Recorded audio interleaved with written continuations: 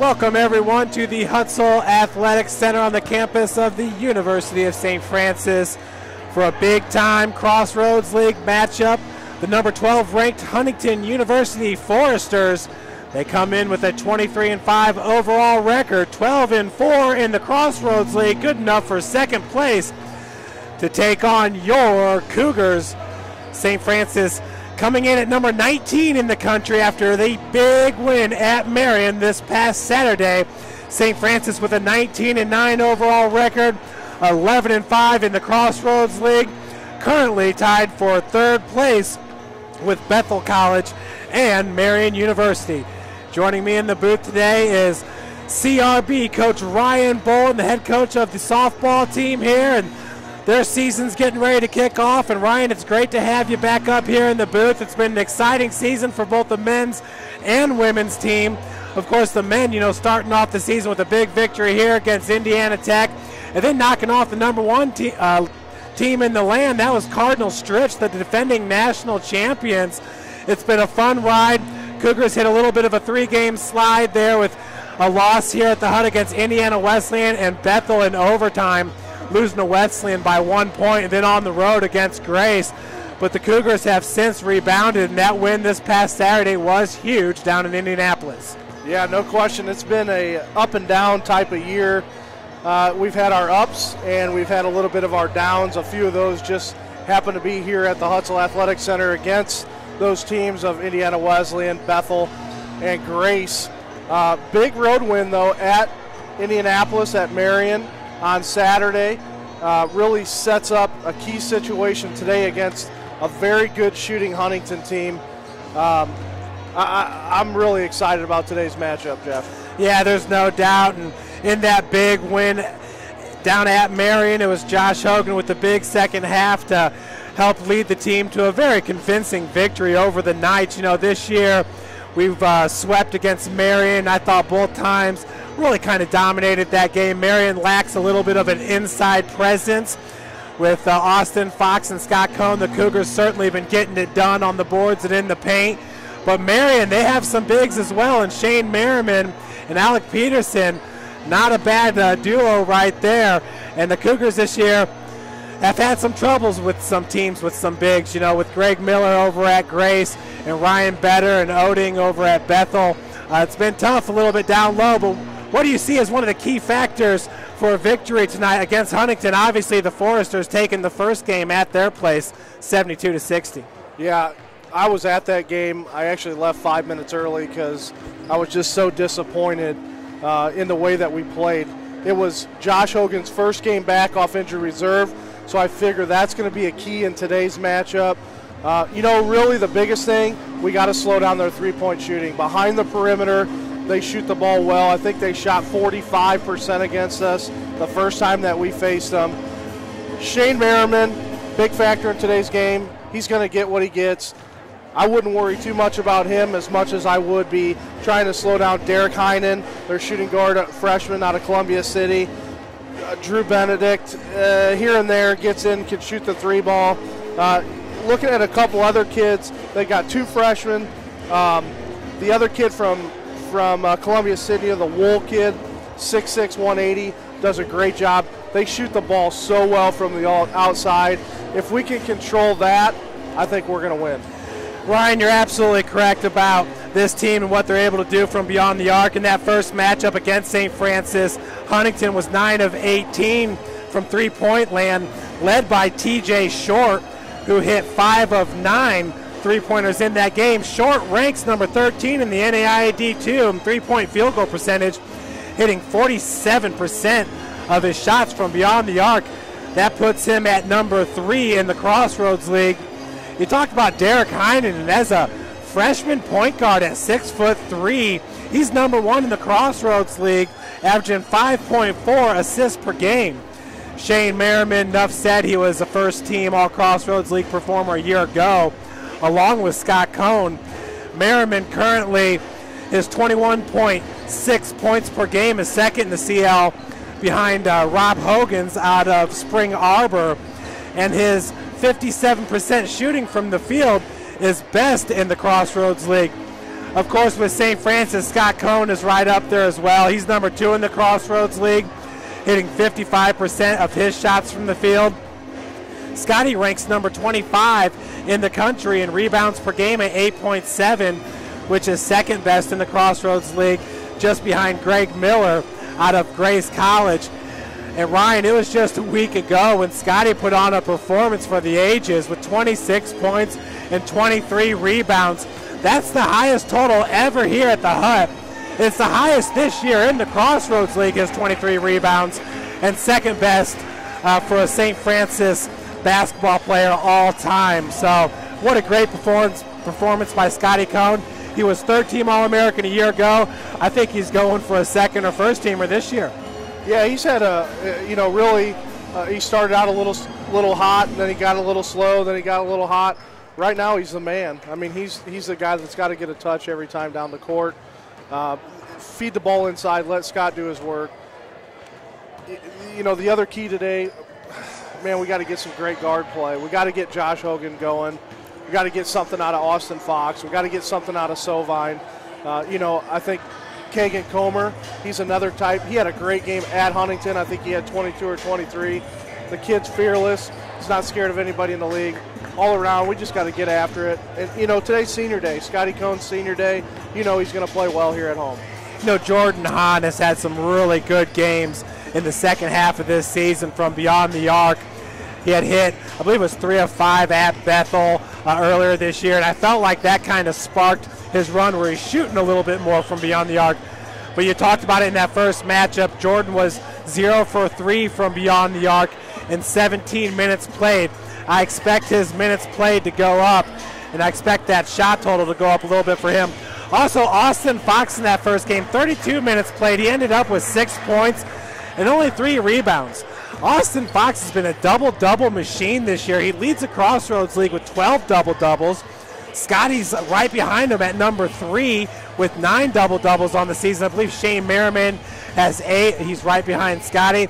But I see Austin Fox as being a big, if he has a big game, St. Francis certainly wins this one. Yeah, I agree. I mean, they got in his face. They caused him to force shots at Huntington that took him out of his comfort zone. He went hard to the basket. He just couldn't finish. And a lot of that was Alex Peterson, the 7-footer. It was Shane Merriman. It was Daniel Wohl down, and they're crashing. They're double teaming. I think you're right. If he has a good game, I see us winning this ball game. And Ryan, this is a huge game as it pertains to the Crossroads League standings. Right now, St. Francis in a tie with Marian University and Bethel College. Of course, we swept Marian, so if we tie them in the final Crossroads League standings, then I believe we're going to get the notch above them. But this game right now, if St. Francis is able to pull off the victory and go to 12-5 in the Crossroads League, Huntington will drop to 12-5. The Cougars have split with Indiana Wesleyan, with Huntington if we get the victory tonight, with Bethel, swept Marian, but got swept by Grace. Grace is on the outside looking in, and what I mean by that, Ryan, is they're certainly not going to host a first-round game in the Crossroads League. They're really not going to host at all. No, they shouldn't. And we had just 2 poor play games against them, unfortunately. We are where we are because of the way we played on the road, where we played at home a couple of these times too. I think Coach Across talking last week, just if we win out, we should have an opportunity to be the number 2 seed, possibly tie that seed depending on what happens between Marian and Wesleyan this Saturday at Indiana Wesleyan. Well, folks, we're going to send it down to Jim Shovlin. It's senior night here at the Hut. Zach Welkin and Scotty Cohn will honor them along with the starting lineups.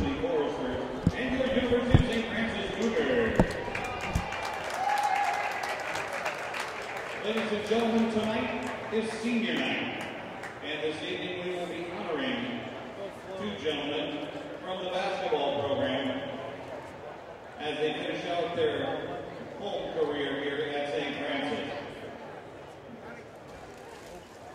First, I would like to introduce number 1, Zach Welkin, along with his parents, Dave and Michelle Welkin.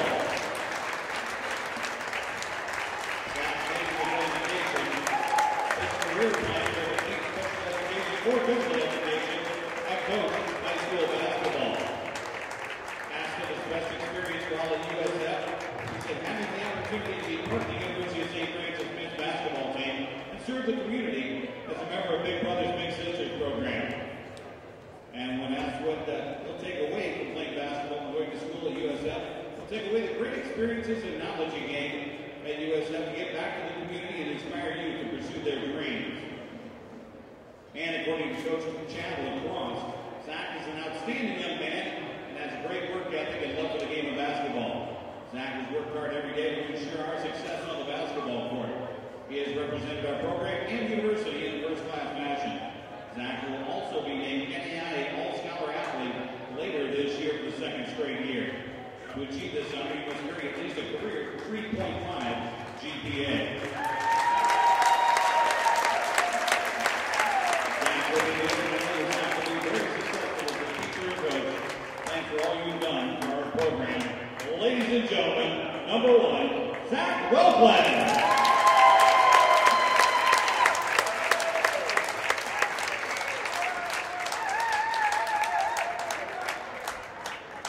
Second senior this evening to be honored, number 21, Scott Cone.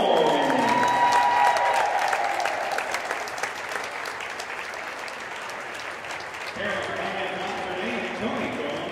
His major in business administration. His career plans are to pursue a job and to start a family one day. Asked about his best experience while being at USF, he said going to the national tournament in Branson, Missouri. And what Scott will take away from playing basketball and going to school at USF, he said he's learned to develop a great work ethic. He's met many great people and made many new friends along the way. And according to Coach Chad Lacrosse, Scott has developed into one of the best players to ever put on a USF uniform. His game has developed over the years due to his work ethic over the summer and his desire to be one of the best players in the country. Not many coaches have the opportunity to coach such a skilled player as Scott.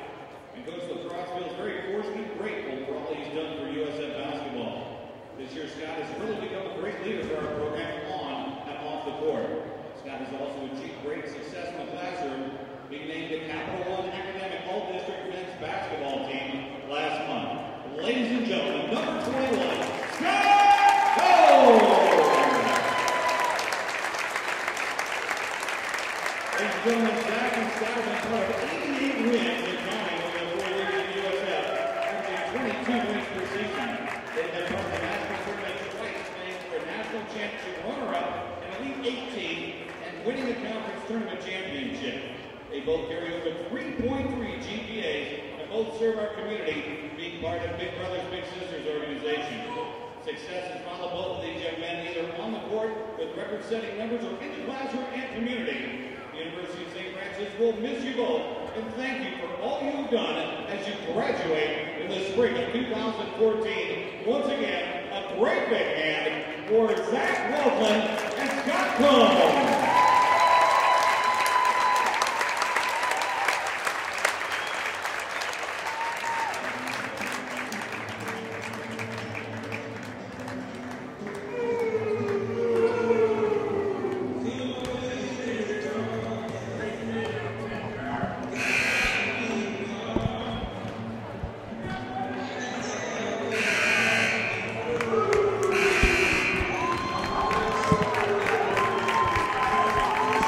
Well, there we have it there. Senior Scotty Cone and Zach Welkin, both from Fort Wayne, Indiana. Bishop Dwenger High School being honored here at senior night at the Hut. And Scott Cone, Ryan, both these young men have been a part of some memorable experiences here at St. Francis, no doubt about that. Yeah, I've had the honor to get to know them both. You know, Zach being just an unbelievable kid, done a great job here of just being a leader, getting involved into the community. And, you know, Bishop Dwenger puts out some pretty good product. They should be really proud to have these two guys honoring their school. And we're certainly proud here at St. Francis to have these two young men honor our program. Absolutely, Ryan. Around the league today, Marian's traveling to Spring Arbor. We got to give the Knights the edge in that one. Mount Vernon Nazarenes traveling to Grace. We'll give the edge to the Lancers. Goshen going to Indiana Wesleyan, and Bethel traveling to take on Taylor. Ryan, right there, it looks like all the favorites should get a W tonight, with this game easily being the best, most competitive game of the night in the Crossroads League. And then this Saturday, Indiana Wesleyan's traveling to Marian. That one there is pretty much a wash as far as I'm concerned, because if St. Francis gets the win tonight, yeah, the Wesleyan clinches, yeah. Absolutely. They'll clinch that #1 seed right there in Marian. You know, even if they do win out here with the 11-5, I kind of see them maybe at a 4 seed, dropping down to possibly a 5 seed. Taylor's going to travel to Huntington. Huntington should have no problem with the Trojans over there in Upland, Indiana, even though it was a close game the first time out, with Huntington winning it on the road 72-70. And then finally, Grace is going to travel to Bethel. I can see the Pilots losing that one too. Yeah, you know, there's just been some good matchups this year. You can look at, really, you can argue 5 teams going to the national tournament just because of the competition in our league. I don't think we'll get 5 teams in, but, man, it's been a pretty exciting men's basketball season. Yeah, Ryan, I believe last year the Crossroads League getting 3 teams in, the year before the MCC, Mid-Central College Conference. We had 4 teams in, St. Francis making it the furthest, going to the Elite 8 round that year.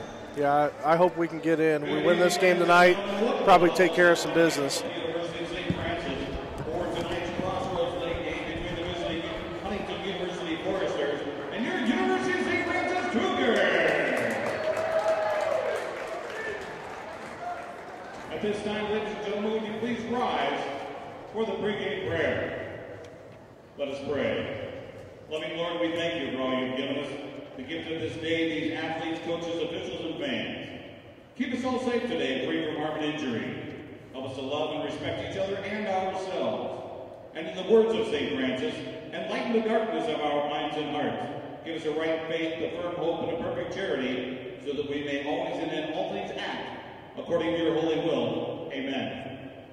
Now please remain standing and remove your caps for the playing of our national anthem.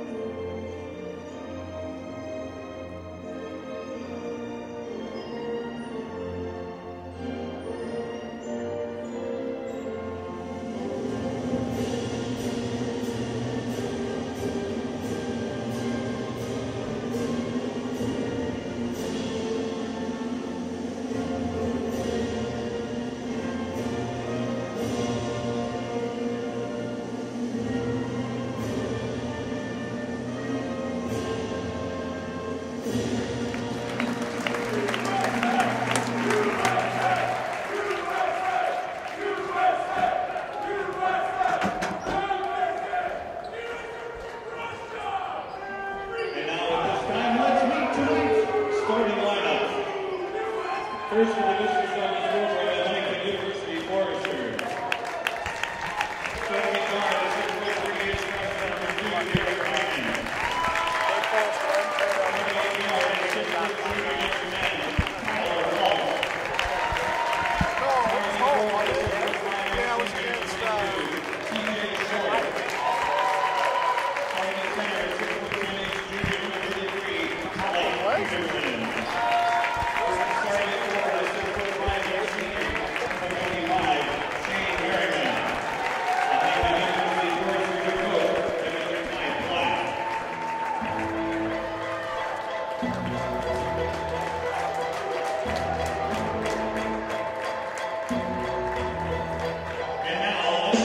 Starting lineup, Marian University, St. Francis,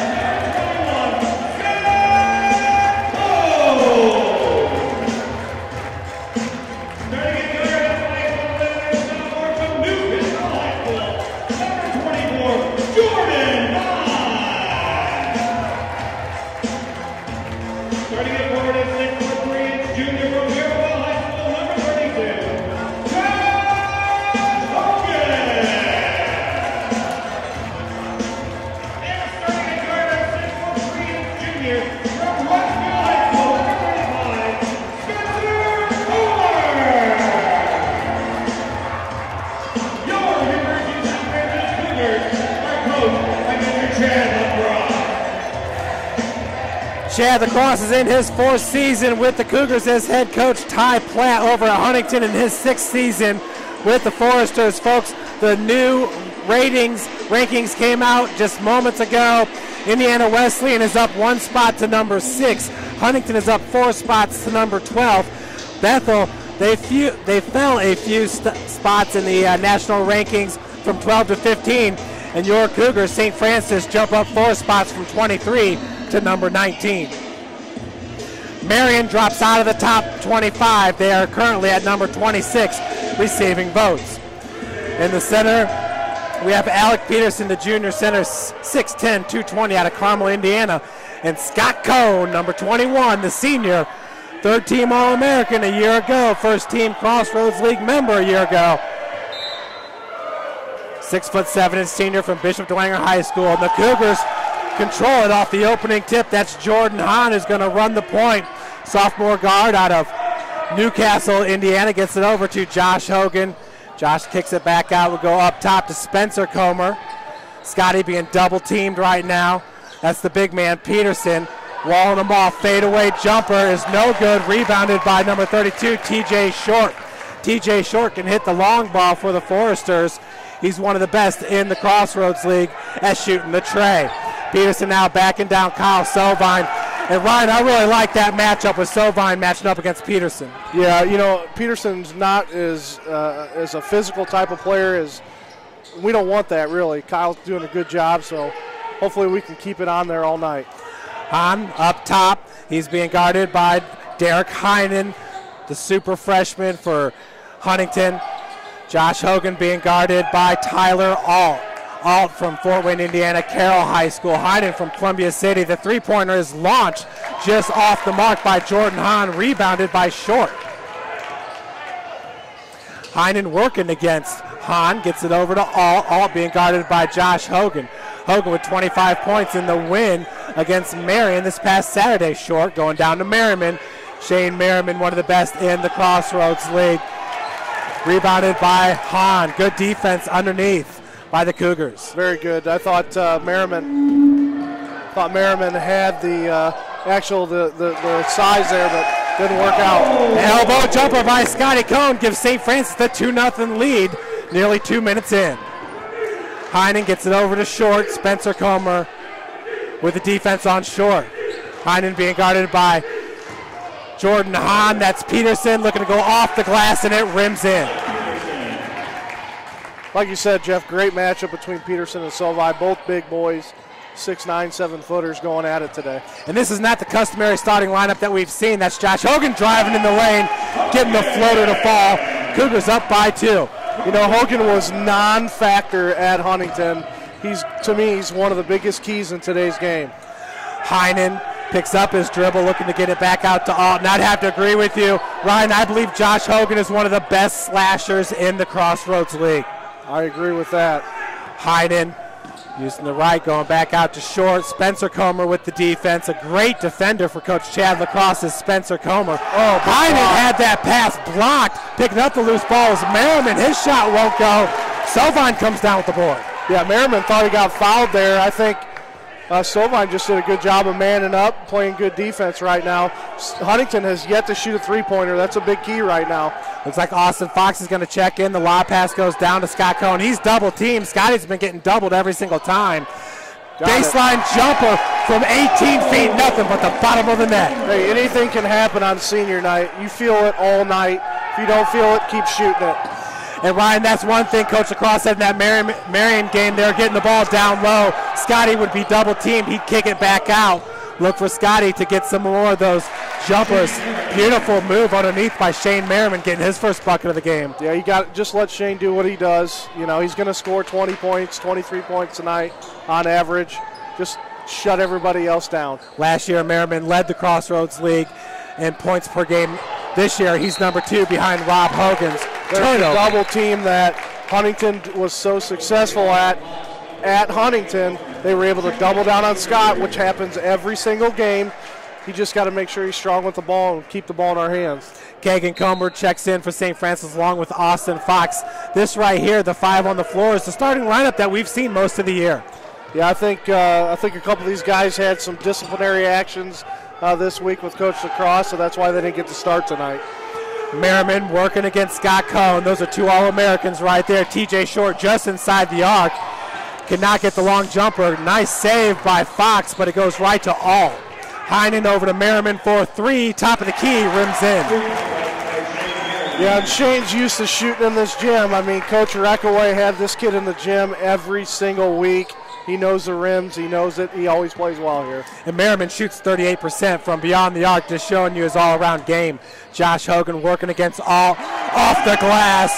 Josh Hogan making it look easy for his 4th point of the game. And that should be all night. He matches up with Alt defensively, but Alt does not match up with him. I'd have to agree with you on that one. Ryan Heinen gets it over to Short. Right now, Hogan guarding Short. Alt being guarded by Kagan Comer, the true freshman, who's a definite great lockdown defender. Merriman, another three-point attempt off the front of the iron, rebounded by Cone. I think the thing in the past has been the conditioning of Huntington, and they look pretty good right now. Absolutely, and that's one thing Ty Platt has said from the beginning of this season, as I've been able to watch a few of their games online. Josh Hogan from the far wing, pick set by Cone. Peterson with the help defense. That's Hogan working against Alt. Spin move in the paint. Ryan, he is feeling it today with his 6 point. Tyler Alt is just a 6-footer trying to play against Josh Hogan. I don't think he can guard him tonight. Hogan now 3 of 3 from the field. Heinen against Hahn. Picks up his dribble, goes back out to Alt for 3 off the front of the rim, rebounded by Hogan. That's what we want to do. We want to keep pressure on that perimeter, and we've done a good job with it. Going to call a carry on that one on Hogan. No argument there. Right now, Huntington 1 of 3 from beyond the arc, shooting 33%. We'll see how that continues to evolve throughout this game. They're going to shoot it 30 times from behind the arc. There's no question. I mean, we just can't let them catch fire. We're doing a great job of getting to the perimeter and getting a hand in the face. As long as they don't get open looks, we're going to be okay. And Ryan, Huntington has the high in the Crossroads League for three-pointers made in a game, and that was against Ohio State Mansfield back on November the 16th of this year. They attempted 34 and made 19. Yeah, that's some sick numbers. I mean, I guarantee that game was at Huntington. They shoot lights out at Huntington. They're really good at home. They've been really good on the road. I think we've just done a good job so far. If we can maintain the pressure on the perimeter, I think we're going to be all right. I think that's the key today to victory. Ryan, Huntington winning that game 110-56 against Ohio State Mansfield. Ryan, and I agree with you. I think we've got the defenders to cause a lot of havoc there in the backcourt, starting with Jordan Hahn and Kagan Comer and Josh Hogan. I'll take those 3 any day. You know, and you think about this. This is a big key for me today. Is you look at Huntington's bench. They've got 7 guys that are going to play today. St. Francis is going to try to rotate maybe 10. Hopefully that's going to pay off in the long run. And Ryan Baster has checked in for Huntington, number 4, the junior guard at 5'10", 175 from DeKalb. Merriman working against Scott Cone. Love that matchup. Merriman picks up his dribble underneath. Peterson comes down with the board. Peterson goes back up with it as it rims in. Alec Peterson now with 4 points in this game. This is a good hard move to the basket. Baster at 5'10", Kagan Comer at 6'3". That's the matchup right now at the top of the key. Spencer Comer working against TJ Short. Fox driving from the top of the key, looking to get in close. Shot was off the mark, contested there by Merriman and Peterson. That's tough. Short takes the handoff from Baster for 3. Air ball. Ryan, the Spring Street Hooligans going to have a fun time with that one. No question. You know, that could be the X factor today. The Hooligans could be in it. And the jumper by Comer was good, but we got a foul on the floor, and it's going to go against Baster. Little clear out foul on Kagan Comer. Dead ball, so going to be St. Francis out of bounds right here in front of Huntington bench. Sovine's going to check in for Scott Cone to give Scotty a little bit of a breather. Kyle Sovine, he's the big man for St. Francis at 6'11". Kagan Comer over to Spencer Comer on the wing. Lob pass down low, a little bit hard, and Peterson was able to contest it. Alec Peterson had a great game, Ryan, last time out for the Foresters as they beat Grace 64-62. That game was tied inside a minute to play at 62. Alec Peterson doing a good job of defense on Greg Miller, who I think will be a first-team All-Crossroads League member this year. Number 45 in, that's Daniel Wool, the freshman from Columbia City. Errant pass as Hogan trying to save it, trying to knock it off short. Short was able to corral it. 14 seconds on the shot clock. Handoff goes to Baster for 3. It's Short. Tracked down by TJ Short. Shot clock resets on that long rebound by Huntington. Merriman now working against Fox. Huntington's got to love that matchup there as Merriman gets the bucket to fall. And Merriman with 7 points, I believe, already.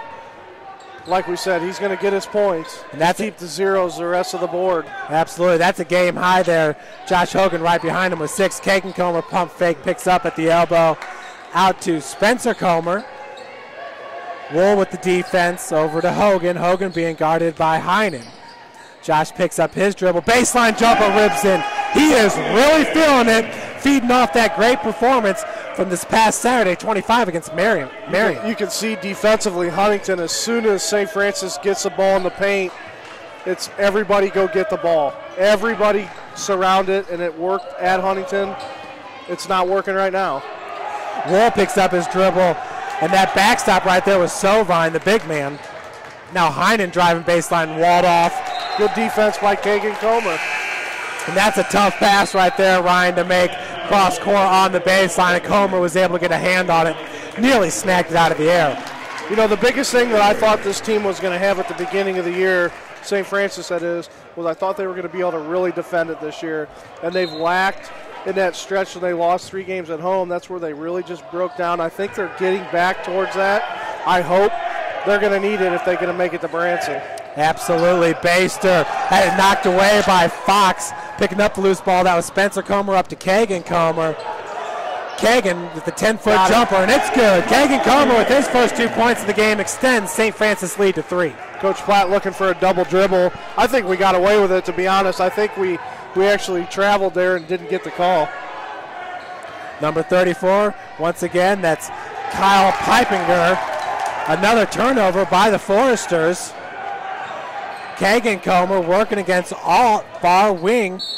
12-foot jumper, and he is fouled. He'll head to the free throw line looking for 2. You got to love it, Jeff. As soon as I get on the radio, I got people texting me. I need a shout-out. Lonnie Snyder, assistant softball coach at HU, shooting me text messages. I got to give him his props. First free throw attempt is up and in by Kagan. Kagan Comer on the season, shooting 85% from the free throw line. That's second best in the Crossroads League. This kid's fearless. I've said that from the beginning. He's just been an unbelievable, to me, freshman.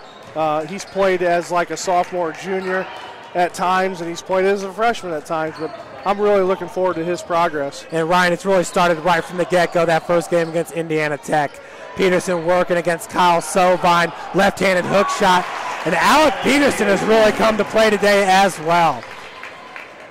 You know, Peterson on the season only averaging 20 minutes per game. I expect that number to be a little bit higher tonight. Sovine working against Peterson. He is all up on him. Yep. Kagan Comer working against Alt. Feed goes down low, lob pass, and once again, double team in the post. Spencer Comer for 3, nothing but the bottom of the net. Coach Lacrosse looking to get Scotty Cohn and Josh Hogan back in the ball game here. Cougar bench doing a great job of scoring. Ryan, that was an absolute huge three-pointer by Spencer Comer. He's known to hit a couple of those in a game. He hit, I believe it was 3 the first time out against Huntington. Pass goes up top to Alt, over to Baster on the wing. Alec Peterson takes the feed, one-on-one with Sovine. Help defense by Spencer Comer. Knocked away. Peterson's able to corral it. 6 seconds on the shot clock. Once again, great defense all the way around by the Cougars, especially Kyle Sovine.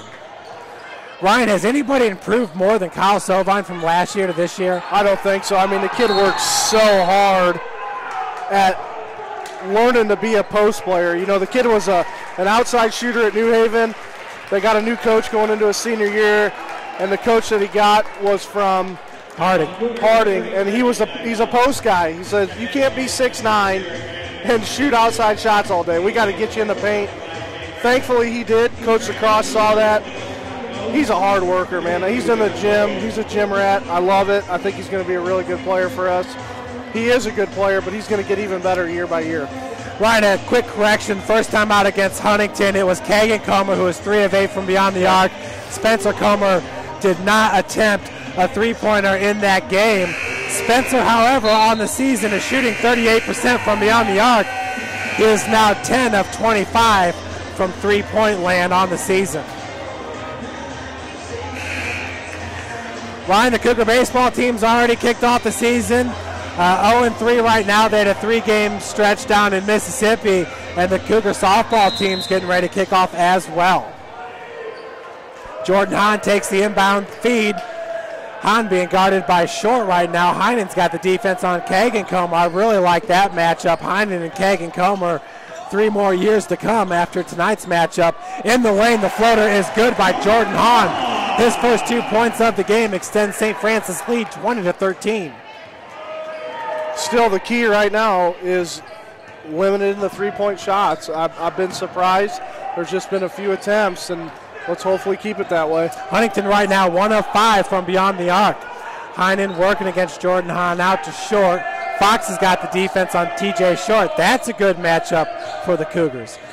Heinen back out to Short for 3, and it's Short. He is now 0 of 2 from beyond the arc, but Merriman gets the rebound and finds a darting TJ Short in the lane to pull Huntington within 5. Yeah, I think we're doing a pretty poor job right now on the defensive side of rebounds. I mean, the ball's coming off the rim, and we're giving them second, sometimes third chance looks. We just can't have that. Scott Cohn, hook shot over Alec Peterson. Scotty now with 6 points in this game extends St. Francis lead to 7.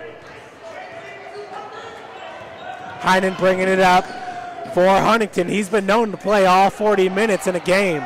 TJ Short, feed goes down low to Merriman, working against Fox. Spin move, hook shot, baseline, good. You just see the confidence in him. As soon as he lets the ball go, he knows it's going in the hoop. That's a great matchup for Shane on Austin Fox. Shane Merriman's as good as I've seen in the Crossroads League the past 3 years. Hogan working against TJ Short, and that's a pick set by Scott Cohn. Josh for 3, off the mark, rebounded by Merriman. Austin Fox down there. Merriman goes 6'5", Fox goes 6'3". It's like Kyle Sovine about to check back in for St. Francis. You almost have to put him back in with the size matchups we got right here. Yeah, when they got Merriman out there and Alec Peterson, most definitely, Ryan. Fadeaway jumper, no good. Peterson gets the offensive board, and the putback is good by Alec Peterson, his 8th point of the game. And a lot of those are coming off that second chance putback, and we got to box somebody out. Ryan, that's the 5th offensive rebound of the game for Huntington. Kagan Comer down low to Austin Fox. He was looking to kick it out to Hogan, and we have a turnover by the Cougars. Right now, Huntington out rebounding St. Francis 9-6. Short pick set by Merriman.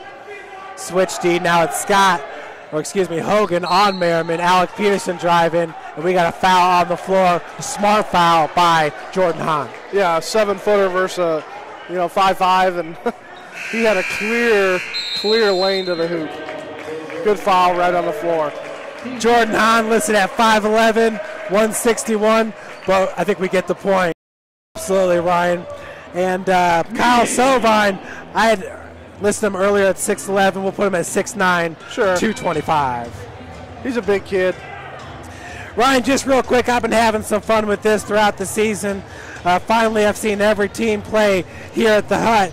And here is Jeff Mahoney's Crossroads League first team. Of course, Scott Cohn and Shane Merriman, they were a part of the first team last year. Greg Miller from Grace. Jordan Widener from Indiana Wesleyan. Zach Miller from Bethel. And Rob Hogans from Spring Arbor. Only 6 make the first team. Those are my 6. If I had to swap anything out, it might be an R.J. Mahurin for Rob Hogans, but Rob Hogans, you got to give him his due. He is the Crossroads League leader in points per game, averaging 25 per. Your thoughts? I like it. I mean, A couple kids that stuck out for me this year was the Schaus kid from Bethel. No doubt about it. Shoots it real well. He's done a great job. I saw him a few times this year. You know, R.J. Mahern, you know, the guy that is your 7th guy. He was real good. Indiana State transfer. He's a big boy. Does it good. I like your list. Yeah, he's got a younger brother over there at Indiana Wesleyan as well. It's like, where do all those guys come from? But absolutely, 22-9 is your score. 6:50 left until the break. The inbounds feed to Merriman. Back out to short. Heinen looks like they might reset. Feed goes back down to Merriman. Merriman working against Sovine, and Kyle Sovine called him with the push. That'll be his first, the team's second. You know, those are tough calls because when the offensive player is continuously backing into you, how do you call a foul on the defender? Right, a turnover, a bad pass by TJ Short, throwing it over Heinen and out of bounds on the inbounds pass. You don't see that very often. You wouldn't expect it. No, but a great turnover for us, so we'll take it. Most definitely. Right now, we are deadlocked at 4, both teams with 4 turnovers. Hahn over half court, picked up by Heinen. Hogan being guarded by Alt, Spencer Comer by Short. Man-to-man defense by both teams to start this game. The Cougars normally do play a man-to-man D. As that was Scott going up top to Hogan. Hogan driving hard, cannot get it to fall. And we got a foul going to be called on Kyle Sovine, his second. Ryan, this is where Kyle gets in trouble, is he'll pick up fouls real quick. Yeah, I think he's a big factor today with the size that Huntington has down low. And he's going to be sitting for a while right now. Maybe these next 6 minutes, Coach Lacrosse might have to go to his bench and pull somebody from there, another big man. Short down to Heinen. Heinen now backing down Jordan Hahn, looking like Mark Jackson there from the NBA past. That'll pull Huntington to within 1. You need to take the flop, man. You got to get the charge. Hogan working against Alt. Top of the key is Scott working against Alec Peterson. Spencer Comer, he's already got a 3-pointer in this game.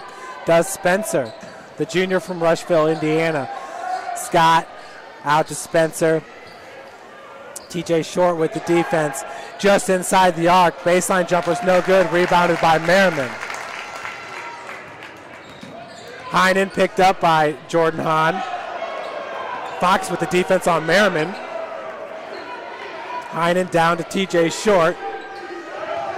Short's already got 1 layup in this game. Baseline jumper from 10 feet, no good. Rebounded by Jordan.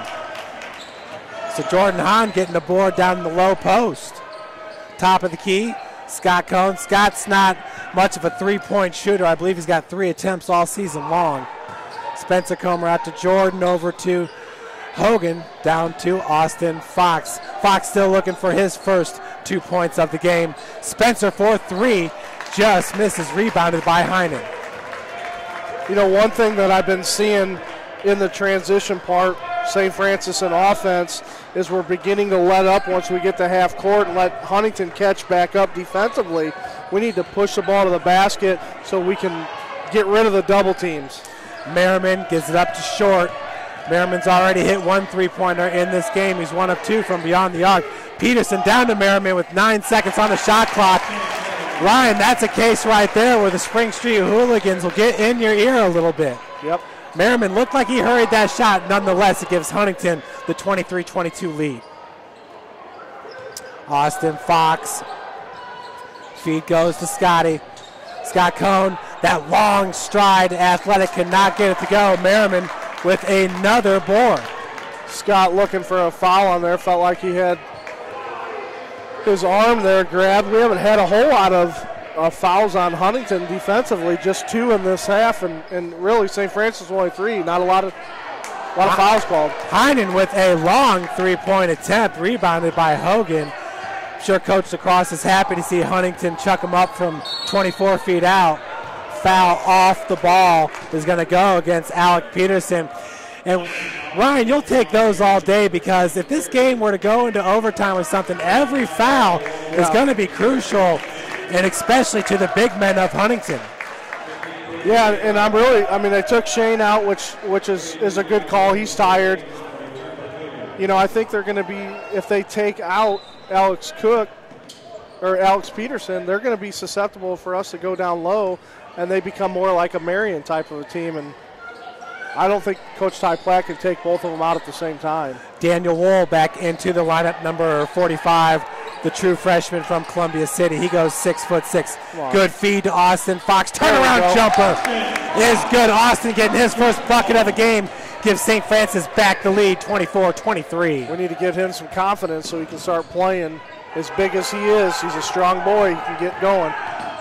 Heinen pulls up just inside free throw line at 14 feet. He was saying he was fouled. Now Austin Fox looking to go coast to coast. Had his shot blocked by Alec Peterson, and possession to go to Huntington. Brogan Gary in for the Cougars.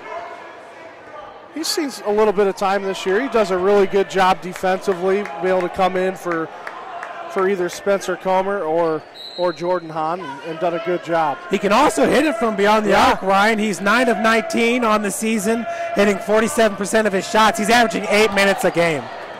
Good defensive poke there by Brogan. As Wool's in the right place at the right time. Heinen looking to go to his former teammate from Columbia City. Another turnover by the Foresters. Now Kagan Comer in transition. Gets it off the glass.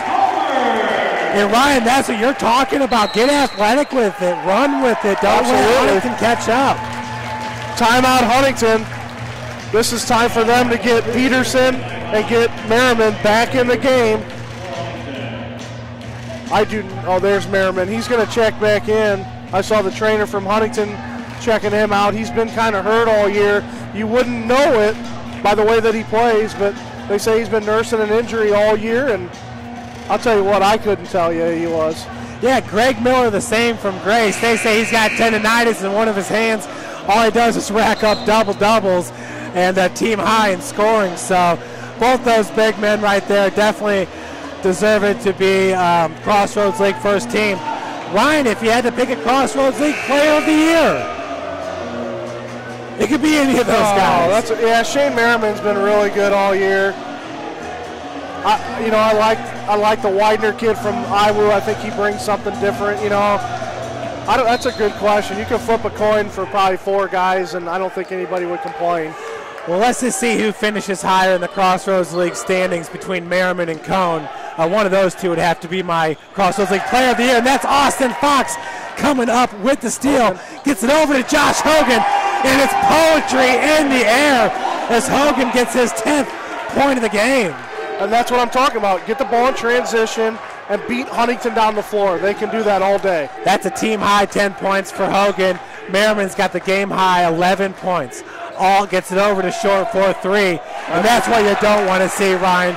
You don't want to see those guys get started from three-point land. Definitely not him. He can shoot it. He shot it real well at Huntington against us the first time. We got to make sure we contest those three-pointers. Pick set by Scotty coming up on Alt. That was Wool with the help D on Hogan. Fox over to Kagan Comer. Pick set by Fox. And that was a great classic flopper. Well, great call right there. He just threw himself right in front of, who was that, Kagan. And that was a hard foul right there, but what are you going to do? He's trying to plead his case that Kagan lowered the shoulder a little bit. He went down hard because he flopped hard.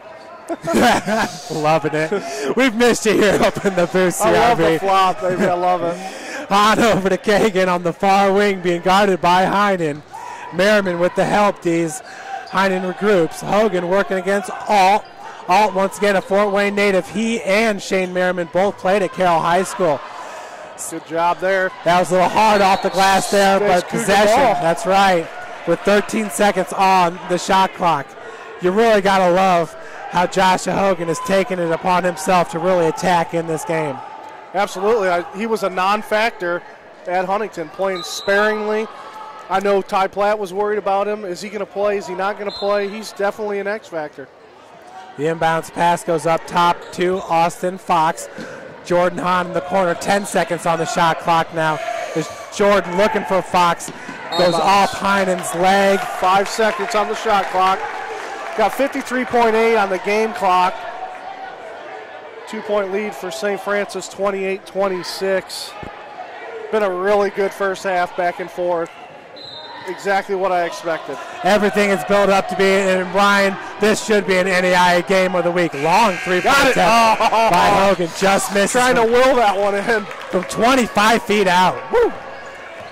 Heinen now with 40 seconds left on the game clock, 27 on the shot clock. Short goes down to Merriman, and he's going to be fouled by Fox. Absolutely. And I believe it just seems like every time Austin's guarding Shane Merriman, they want to make it a case to go down to number 55. I agree. I mean, I think it's, for Huntington, it's a great matchup in size, and Austin struggles with him, you know, but he's such a good defender. So it's a good matchup on both ends, I think. I don't think there's a better one. Shane Merriman shoots 79% from the free throw line. Ryan, to be honest with you, all the teams in the Crossroads League shoot well from the free throw line. They're nationally ranked.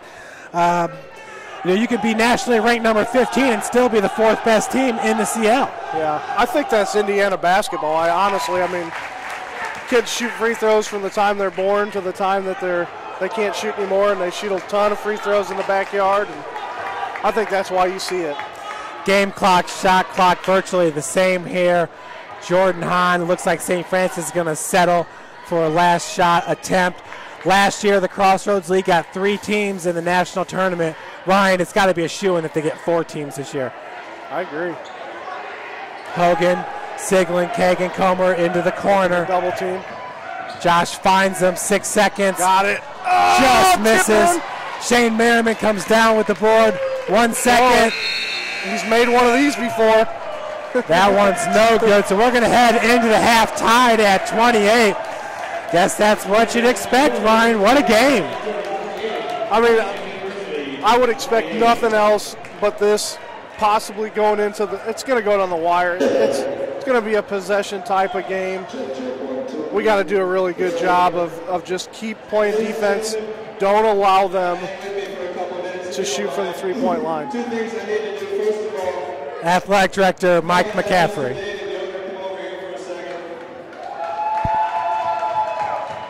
Many of you Huntington fans even know my friend David. He's been here for 4 years.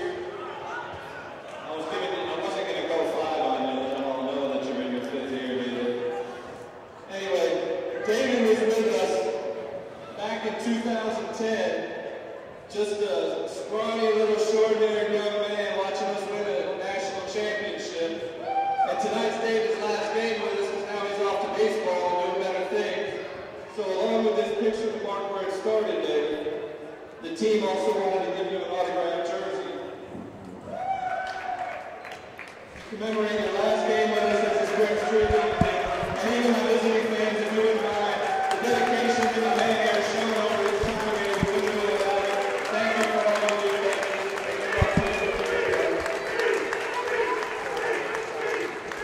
I got one more surprise.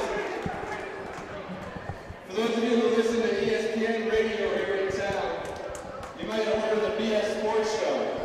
BS Sports Show airs from 3 to 6 Mondays through Fridays on ESPN Radio 106.7 and 1380.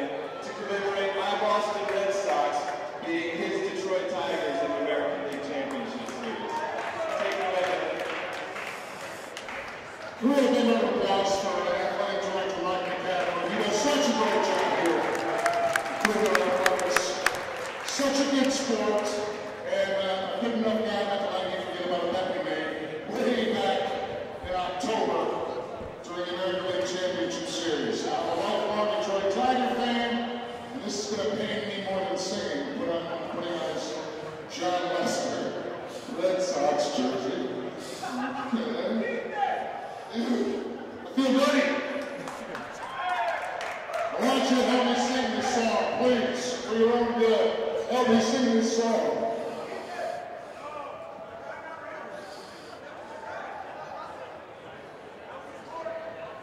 Oh, no, I won't play.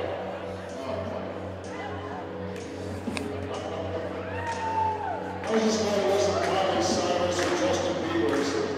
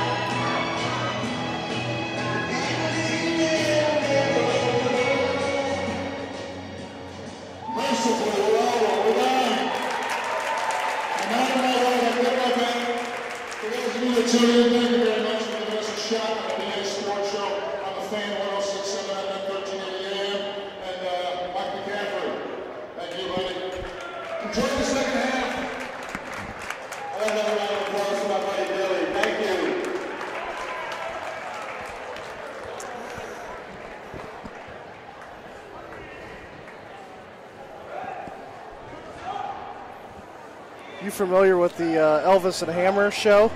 Oh, yeah. Yeah, they were good, man. Well, folks, that was a special treat right normally get to see, but athletic director Mike McCaffrey gets to go on that BS sports show every once in a while, gets to promote USF Cougar athletics. I've heard him a lot, on Jim Shovelin's show. Those guys are doing a great job of incorporating St. Francis into their shows, whether it's Tommy Shagler on the score. Sure. Gary Andrews was just on his show not too long ago, but it's really neat that they're able to incorporate St. Francis into all the different media stuff that goes on here in Fort Wayne. I think having stuff like that with Jimmy Shovelin working for us, doing some PA stuff. McCaffrey's just a huge sports guy. I really feel like we're really blessed to have him as our AD. Does a great job in the community, well represents our program. I love turning on the radio every morning and hearing something about our university. Humongous. Turn it on Saturday morning. Jim Shovelin's at the wedge camp talking about USF softball, talking about USF baseball. It's big, and I love it. I'm glad we have these guys in our community. Yeah, I'd have to agree, and it just seems like every single year it's becoming more and more. We get a little bit more on TV, and a big shout out to Christina Aguayo at WFFT Local. She's always doing feature stories and stuff with our team. And I know everybody here just really appreciates that, especially the athletes. Like any kind of coverage they can get to be seen in the community, it means so much to them. Christina's been great for us. I mean, she come in and did our big story on our two Carroll signees for this year. Just a ton of press on 55, WFFT 55, the locker room. She's done a great job, and she's one of those people that you see everywhere. Yeah. That's good. Yeah. That's good for us. It's good for the city of Fort Wayne. Yeah, no, she's brand new. Just got hired on, I think it was last June, and she really has brought a little bit more of a local feel. And we're so blessed here in Fort Wayne to have 3 TV stations, 2 newspapers, along with all the work that's done here at St. Francis. So, and Ryan, just to clarify, but yes, the softball team had 2 new signees, 2 Carroll standouts, a pitcher and a good fielder. And I know you're really excited about bringing on those 2. Katie Gebbard is Carroll's #1 pitcher. She went 20-4 last year with like a .98 ERA.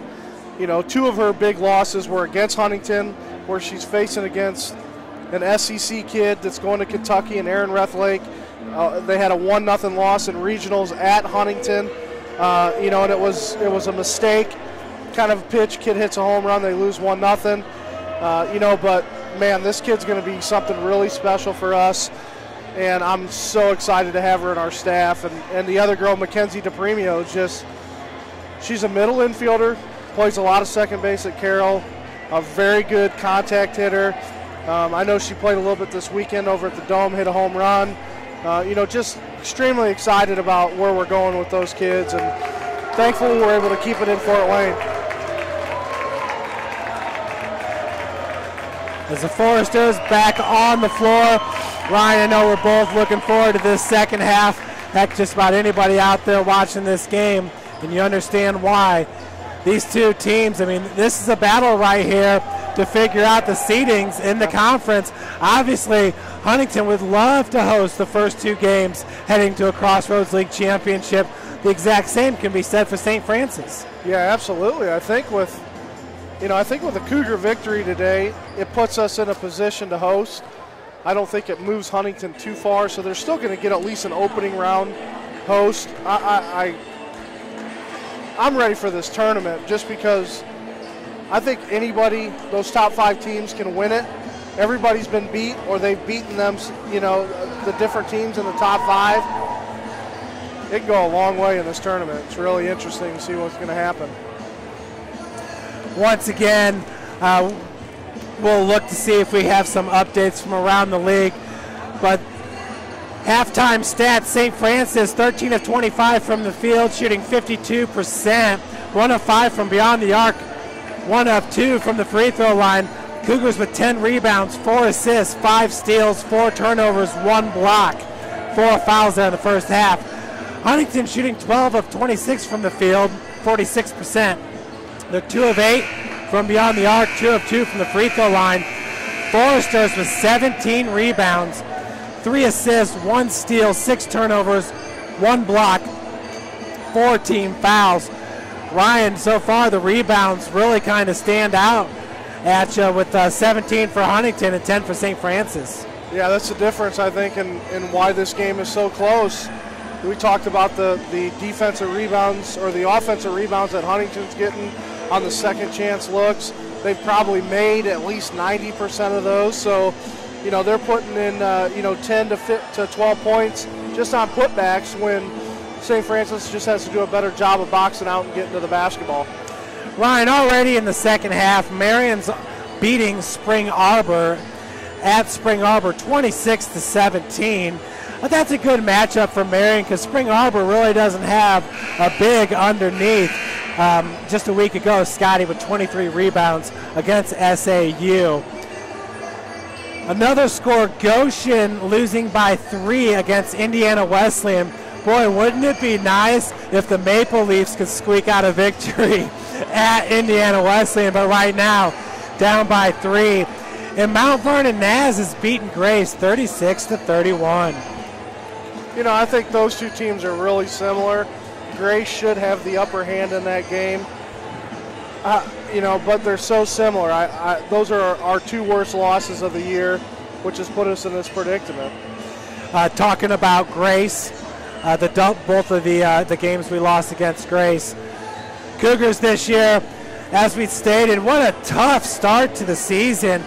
But St. Francis winning at home here to open the season against Indiana Tech. That's always a great rivalry. I know the Warriors are down a little bit this year. The St. Francis winning at 68-63. A tight loss, 61-62 at Davenport. The Panthers were ranked number 10 at the time. But the win here at St. Francis, a part of the Fort Wayne Ortho USF tournament. Cougars beating number 1 Cardinal Stritch 64-53. Ryan, they dominated that game, pretty much led throughout. And oh yeah, Cardinal Stritch is the number 1 ranked team in the country right now as it stands. And I guess, you know, that also just kind of speaks to the Crossroads League. St. Francis right now with 9 losses overall, 5 of those coming in the CL. The top teams in the Crossroads League are going to beat each other up. Yeah. But I think for the first time in a long time, 1 through 5 are eerily similar. I'd really say 1 through 4 with Marian being that number 5, just because they really don't have a post presence. Yeah, that's our biggest problem right now. And we're back to the action here in half number 2. Short being guarded by Comer. Scotty Cohen with the help D.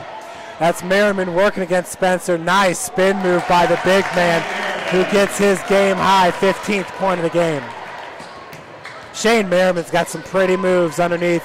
Remind you of Greg Miller. They're just tacticians down there. The feed goes to Scott Cohn working against Alec Peterson. Peterson very physical in the first half and picking up right where he left off here in the second half. Spencer Comer against Short. Sovine to Hahn to Hogan. We have 9 seconds on the shot clock. Cross court to Spencer, 5 seconds now.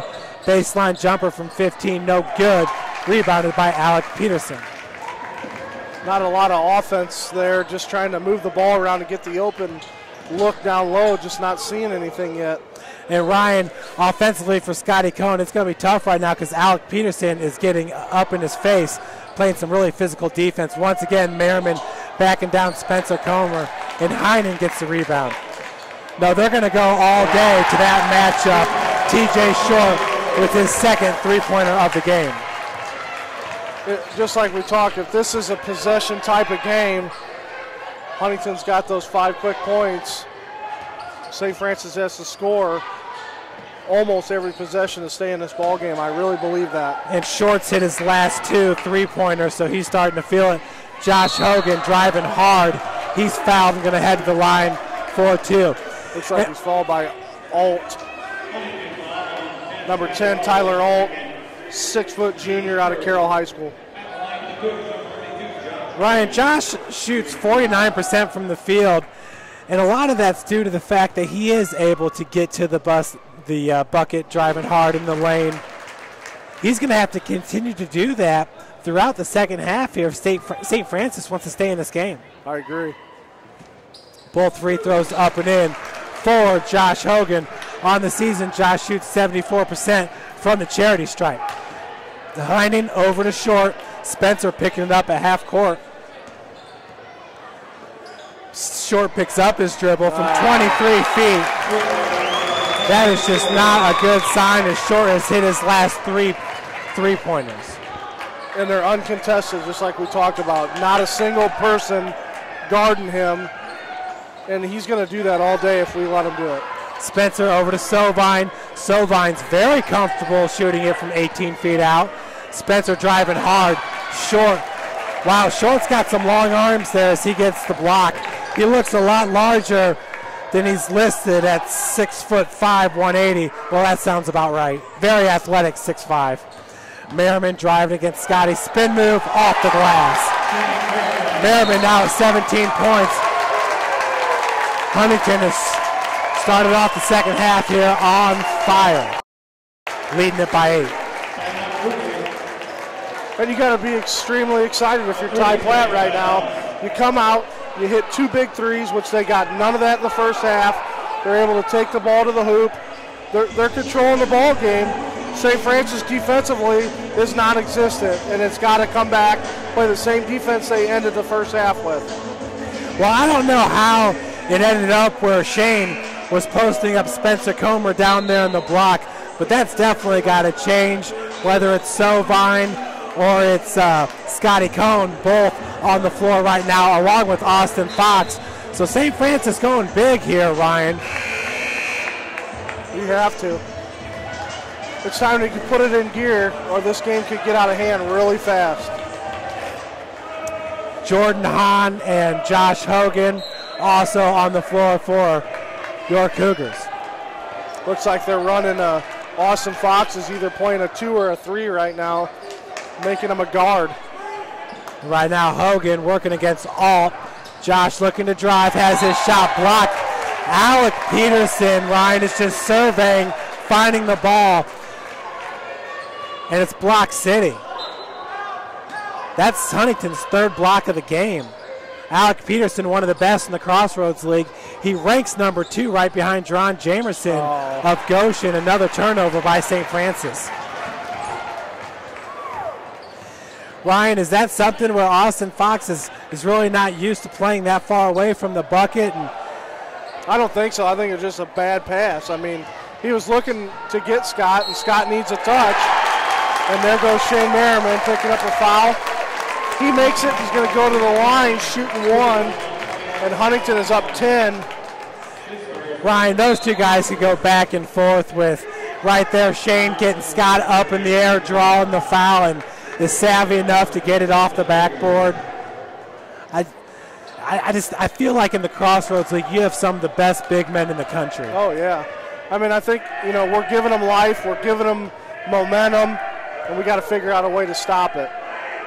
Merriman misses on the three-point play, rebounded by Fox, absolutely. Austin now, that is his 2nd rebound of the game. Josh Hogan looked at the three-pointer, gets it over to Kagan Comer, down to Scotty. TJ Short with the help D is, Scott was double-teamed. Hogan now from the corner, up top Jordan Hahn, wide open. The lefty just misses on the 3-ball attempt. Heinen with the ball for the Foresters, being guarded by Hahn. TJ Short picks that by Merriman. Pass goes over to Merriman, working against Austin Fox. Nice spin move all day. Late foul. Yeah, Merriman's looking for the foul. Absolutely. It's like he looked at the ref and then got the call. Who's the foul? Fouls on Austin Fox. And I'll agree that was definitely a foul. Putting that up? Oh, they're going to call that on 30. Wow, that was really late whistle. Yeah, absolutely. Really late whistle. So Shane to shoot 2. He is 2 of 3 from the charity stripe in this game with 19 points. We got to find an answer here. I believe Merriman's high on the season is 37 points, and I'll double check that and get back to everybody watching at home. As the second one falls in, Merriman with the game high, 21 points. Kagan Comer working off a pick set by Fox over to Hogan. Hogan double teamed. Good hedge defense there by Alec Peterson. Hahn unable to really penetrate that wall by the Foresters as Kagan Comer does. The 8-footer rims in. This is kind of what happened when we were at Huntington. Nobody really wanted to create the offense, so Kagan took over. And it looks like hopefully he can take over again. Scott's got to get a touch, though. TJ Short, long 3-ball. 25-footer. That helps us out big time. Yeah, Ryan, he had hit his last 3 3-pointers before that miss right there. Kagan Comer, nice crossover. Elbow jumper, rims out. Good job. Jordan Hahn. Austin Fox tipping it to Hahn. Hahn finishing for his 4th point of the game. You got to love the heads-up play there by the junior, number 30, Austin Fox. Ryan, he knew he wasn't going to get that board, but he could tip it out to Hahn. Cougars down 8, 42-34, 15 minutes to go in this game. And a media timeout as Brogan Gary checks in for either Austin Fox or Josh Hogan. I'm not sure. We'll find out when we get back to the floor. Ryan, going back to the Crossroads League and the representation of the big men, R.J. Mahern, Greg Miller, you know, even a guy like Ryan Benner from Bethel who can certainly fire it up from three-point land. What's so neat about the bigs in the Crossroads League is they're not just limited to the block. Greg Miller, Scott Cohn, Shane Merriman. Heck, Merriman's already got a three-pointer in this game. Those guys have just been fantastic with their all-around game. Yeah, you know, I think you look at like R.J. Mahern, who's a guy that is a dominant type of post player, but he'll shoot the 15-footer, like you said, and the versatility of the guys in our league at that 5 spot is unbelievable. You know, I know it's NAIA Division II basketball. You like to see what those Division I type of guys are like in the NAIA level. You know, it's hard to fathom that there's that much difference in our leagues. And Ryan, you have to wonder, you talked about Indiana basketball earlier. There's no doubt in my mind that Indiana houses the best high school basketball in the country, hands down. But a lot of these guys at 6'7", 6'8", they're looking to be an outside shooter in high school so they can get the D1 look, which is Kyle Sovine at New Haven. Back to the action. That's the size of those guys in that league. Absolutely. Looking to be the next Dirk Nowitzki. Yeah. TJ Short over to Heinen. Baster check back in for Huntington. Good defense. As Heinen, wow, just backing down a Hahn there and getting the bucket. I know you're really impressed with the freshman from Columbia City, Heinen. He's been really good. It's very rare you see a freshman or more than one, and they've got 2 from Columbia City that's done a really good job for them this year. Brogan Gary picks up his dribble, good ball movement on the perimeter as that pass is stolen by TJ Short. Man, I'm very impressed with this Huntington Foresters defense. Short gives it up to Baster. Baster's one of the best in the country in assist to turnover ratio. Up top is Wool, the 3rd big man for Huntington. He right now is giving Alec Peterson a breather. Merriman still on the floor. Heinen working against Austin Fox. Over to Baster. We got 8 seconds on the shot clock. Wool working against Kagan Comer. Double team. And Austin Fox is going to pick it up in the backcourt. Nice feed to Brogan Gary off the glass. That'll pull St. Francis to within 8. Got to get another stop here and get it back down. And that's a great extra look there by Austin Fox, finding Gary, the trailer. TJ Short over to Merriman. Scott's got the defense. Shane in the paint. 10-footer, no good. They're going to call a foul on Scott. That'll be his 2nd, the team's 3rd. Even Merriman's laughing about that call. And it's a give and take type of thing, you know. I know earlier in the game, Merriman was calling for some fouls that he wasn't getting. How many touches does Scott Cohn have since halftime? Exactly. I don't know if he's touched the ball yet. Maybe one. Wow. Think about that. It's almost 7 minutes off the clock, and he hasn't touched the basketball. Shane Merriman with 22 points. He is now 5 of 6 from the free throw line. He's got 6 rebounds, 8 of 13 from the field. Unstoppable. Cougars going to go big here. Josh Hogan checking in for Jordan Hahn. You got Brogan Gary, Scotty Cohn, Austin Fox, and Kagan Comer, so a 3-guard set. Alec Peterson back into the lineup. Merriman's going to take a breather. Not sad to see him leave the floor at all as the pass goes over to Hogan. Josh back to Kagan. Kagan for three, and he hits it. That's what I'm talking about, Ryan. Kagan Comer getting his 10th point of the game, and it's going to take a few threes to get back in. Shoot, that's how Huntington extended this lead. Huntington up by 7. Baster walled off by Kagan on the baseline. He match up really well right now. As Heinen hands it off to Short. Short's going to draw it back out. 10 seconds on the shot clock. St. Francis really picking up the D. You got to watch for Peterson. Heinen, turnaround jumper, and it falls. I don't know. It looked like he had no business making that shot, but hey, yep. When it rains, it kind of pours. Foul. Kagan Comer over to Austin Fox. Fox being guarded by Wool. And that looks like a matchup Austin Fox can win, except for he cannot get the foul either, and Peterson comes down with the rebound. 8 minutes into this first half, and Scotty Cohen haven't had a touch yet. Wool going straight to the bucket, getting his first bucket of the game.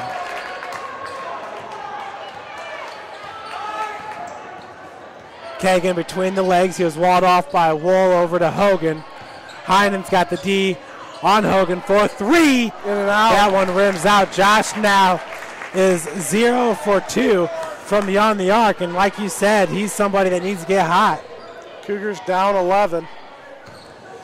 Wool now driving against Fox and uncontested. Too easy. Coach Across has got to light a fire right now if they want to have a chance. Now that being said, Ryan, a 13-point deficit is something St. Francis has come back from all season long. And it started during that FWO tournament when Concordia had as much as like a 20-point lead in the first half, as much as maybe 15 points with 12 minutes to go. Cougars getting the victory against Concordia. And that was way back at the beginning of the season.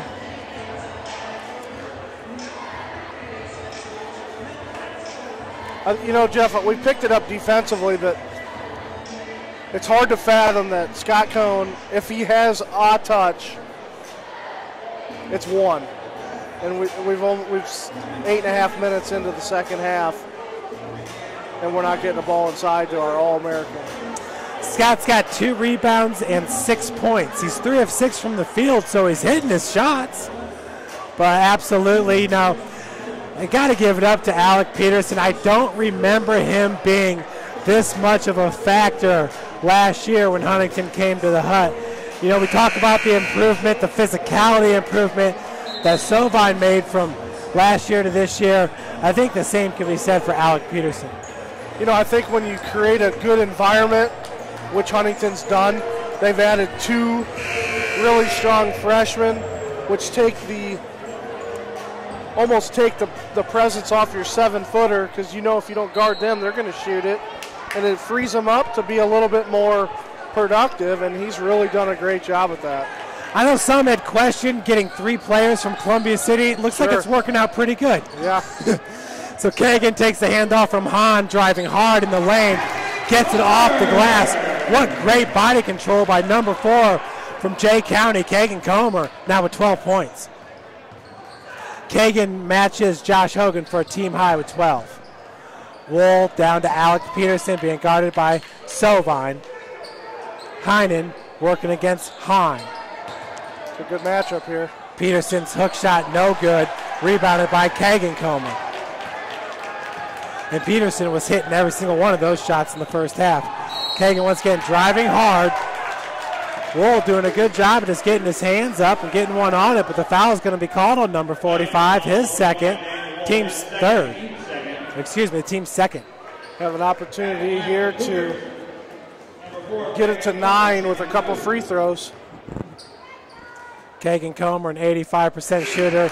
You know, for the majority of the season, he was hitting about 91% of his free throws, which put him in the top 5 in the country. In the Crossroads League, He has the high for free throws made. I believe it was 15. It was here at the Hut earlier this year. Yeah, versus Siena Heights on November 12th, he hit 15. And we needed every single one of those free throws. Yeah, we did. We'll take them all tonight, too. We're going to need them here going down. So Cougars pulling within 9, getting that lead back down to single digits. Merriman checks back in for Huntington. It's a big check in him and Alec Peterson out on the floor at the same time, along with TJ Short. Merriman. That's a great matchup right there. Yeah, Spencer Comer did a great job defensively there. I thought Merriman forced that shot. Looked like he didn't need to. Oh, beautiful putback. Josh Hogan driving hard to the bucket. Kyle Sovine with the putback for Sovine. That's his first bucket of the game. Timeout, Huntington, 32nd. We're just about to that 10-minute mark, and the Cougars have shifted the momentum here.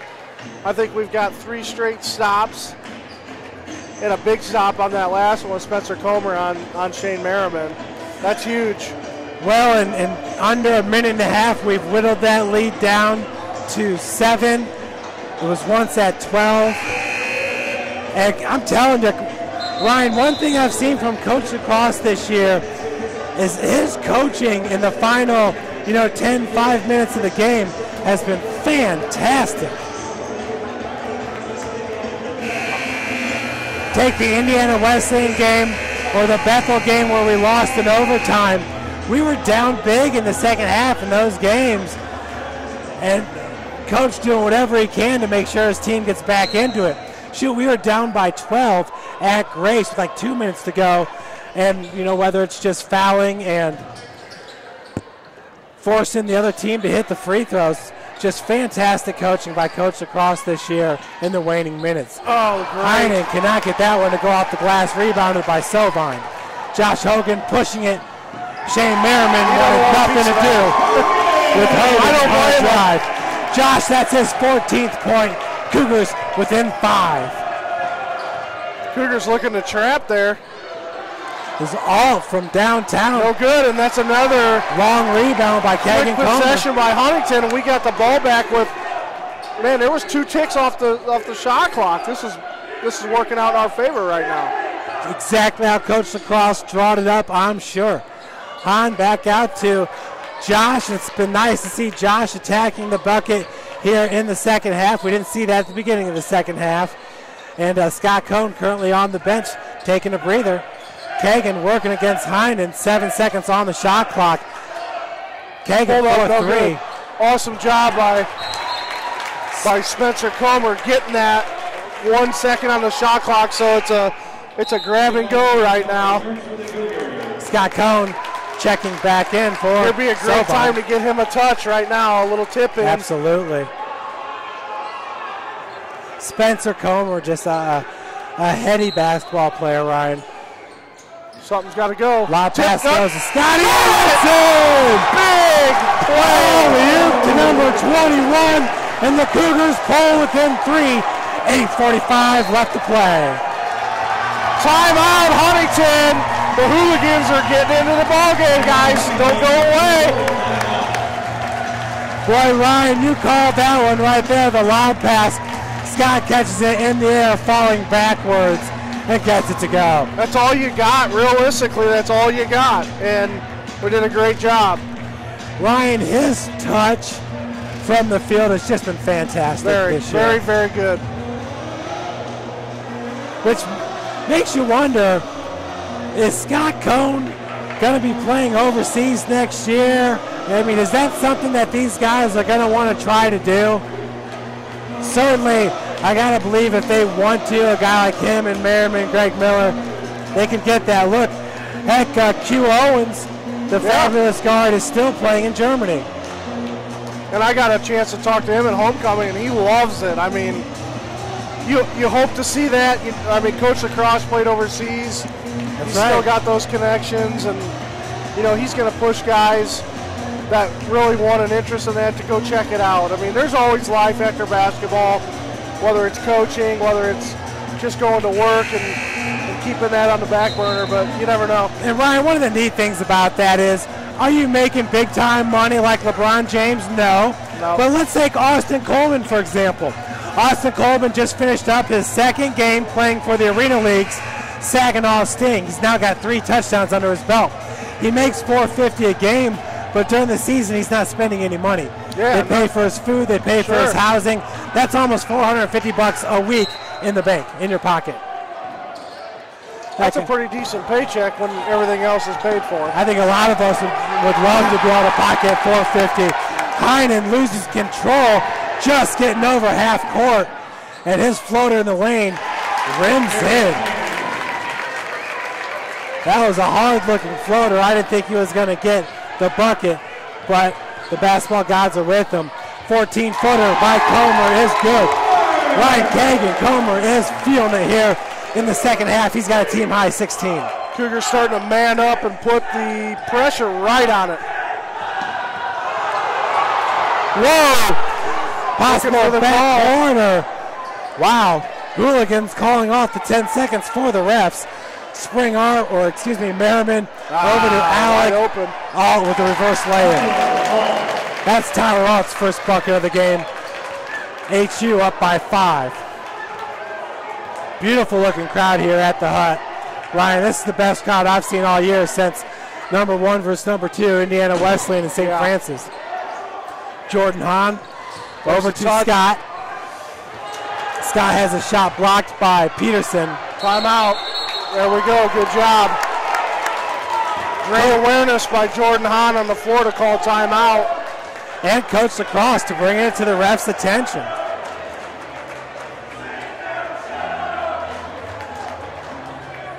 It's a 30-second timeout here. 7:30 left to play. Let's get some updates from around the Crossroads League, as this game has just been a fantastic game here at the Hut. Marian on top of Spring Arbor 49-36. They have 4:36 left to play in the second. Indiana Wesleyan pulling away from Goshen 53-39, 14:21 left. Grace on top of Mount Vernon, or excuse me, it's Mount Vernon on top of Grace, 52-48. I think halftime score between Wesley and Goshen was 39-36.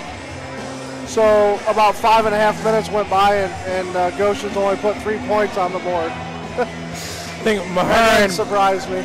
Mahern and Jordan Widener got into the face of some of the Wildcat teammates. Folks, our next broadcast will be this Sunday when the number 1 ranked women's basketball team hosts Goshen. The Cougars 28-0 on the season. Number 1 ranked, coached by Gary Andrews, who is in attendance right now, up there with his sister Jenny and his wife, Miss Andrews. Bill Scott up there hanging out as well. What a year they're having. I mean, it's unbelievable, and I hope it continues at this point. Especially losing a player like Akaya Taylor. I mean, wow. But absolutely, they have picked up, and it's been a seamless transition. So Kagan Comer, once again, floater in the lane, falls. Kagan with 18 points, looking for the foul on that one. As Ryan, his right hand, looks like he may have hurt it a little bit.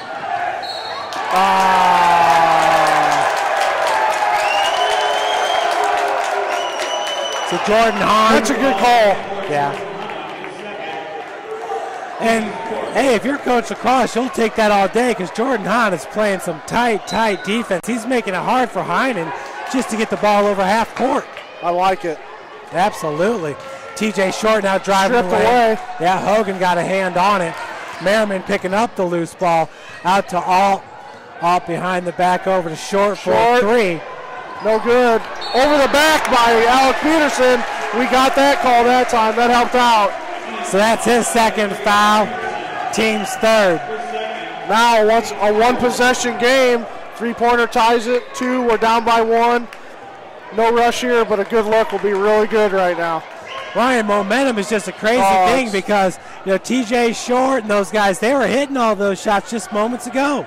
You got to have home court advantage every once in a while, and I'm just hoping this pays off for us tonight. Kagan Comer working against Heinen. 15 seconds on the shot clock. Jordan Hahn from the wing.